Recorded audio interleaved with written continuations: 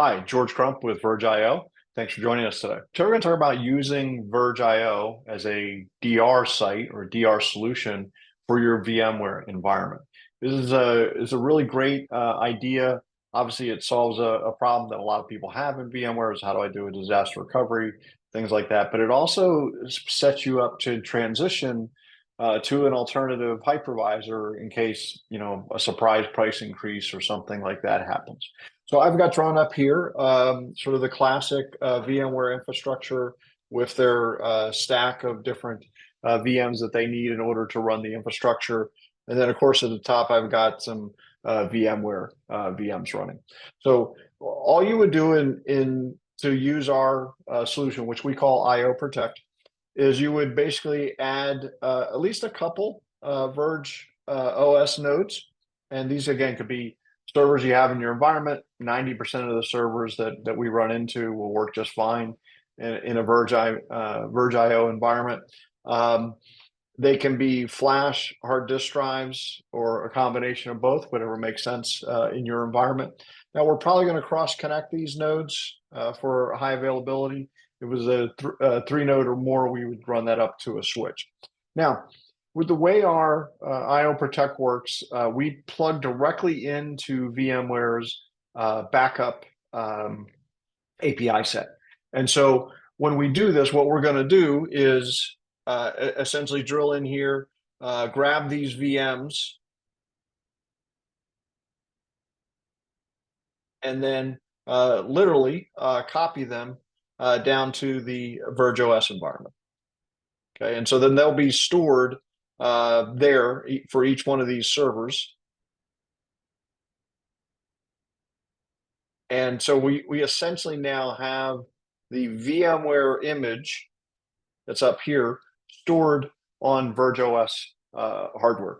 Of course, we do deduplication and all that kind of good stuff. So we're going to be very efficient in how we store this data.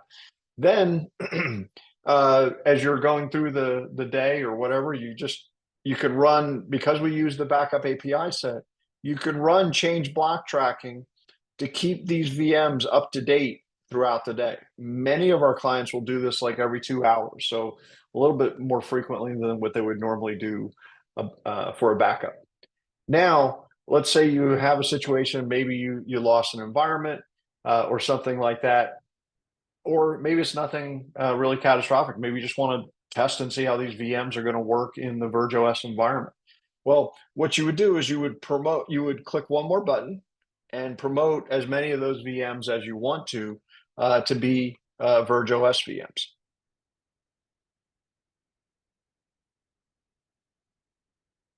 And so you would just do that, like I said, as many times as you want to.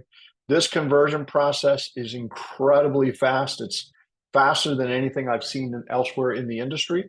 And you would keep converting them as you need to. And this gives you the ability to test first of all, your disaster recovery capabilities, but also how well these VMs are going to run under VergeOS, right? And so it's very, very fast. I'll put a link to a video that one of my colleagues, Aaron Reed, did, where he converted 10 VMs in 10 seconds, right? So it's very fast conversion rate here. I've seen other solutions get very excited about doing 10 VMs in 5 minutes. We did it in 10 seconds, so it's very fast. Now, so you can do all your testing, both from a DR perspective and just making sure these things will run in a VM VergeOS environment. Again, we haven't seen any conversion problems at all in our experience. So all of that works seamlessly. And then what I like about this is I've got several checkpoints as well, right? So I'm doing my testing work up here, make sure everything's working. If something did go wrong, I've got a copy untouched still of that VM in VMware's format stored right here. And of course, I've got the original. I haven't touched the original at all, right? So very, very clean. If there is a disaster, all you would do is start these VMs up into production, redirect people to the Verge IO environment, and you'd be up and running. From a disaster recovery standpoint, I like this a little better than, say, a backup and backup appliance structure, right? Because the problem there is you have to still restore to something. Here, I've got everything, right? I've got all the compute I need. I've got the storage. I've got the capacity. I've got the operating environment.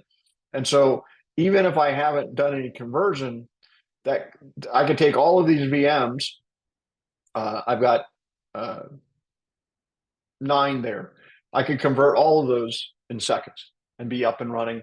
And I wouldn't have to go do a big restore effort or anything like that. I wouldn't have to go find hardware. So from a DR perspective, very, very powerful. This could be a direct connection on-prem. I call that protecting against minor disasters. So if the data center is still up and operational, but something goes wrong in the VMware environment, it's nice to have a local copy right there so you don't have to fail over. We could also replicate that and have the same thing at a DR site. So we protect you both ways, and we make it so affordable that you can actually afford this 2-tier disaster recovery model. Now, if you don't want to, you don't have to, but just giving you some ideas of how that might work. So I actually think this is a better, more compact disaster recovery solution than really anything else that's on the market today. Now, the final step, of course, is hopefully at some point, at least we hope, that you like what you see in VergeOS and you want to convert over. Well, you basically now have done that, right? And so, as I showed in my other video, I've already got all the VMs over here. You just start spinning those VMs up as you don't need these servers anymore because the VMs are running down here. You would just convert those VMs to be a VergeOS VM. So we call this solution IO Migrate. It's priced at a price point to be very affordable to get people started. It's ideal.